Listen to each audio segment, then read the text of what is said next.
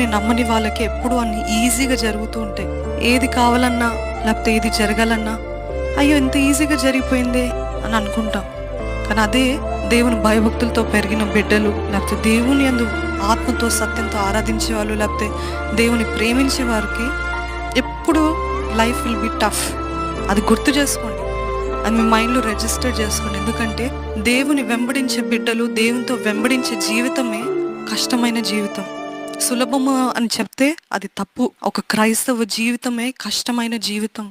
ఒక క్రైస్తవ జీవితమే ప్రశ్నలతో కూడిన జీవితం. ఒక క్రైస్తవ జీవితమే ఎటు తోచని జీవితం, ఏది అర్థం కాదు. We all know ultimate destination is haven.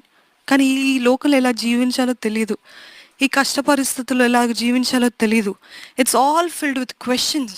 ఇటువంటి ప్రశ్నలతో కూడా దేవా నిన్నే వెంబడిస్తా, ఇటువంటి అనుమానాలతో కూడా దేవా నిన్నే వెంబడిస్తా.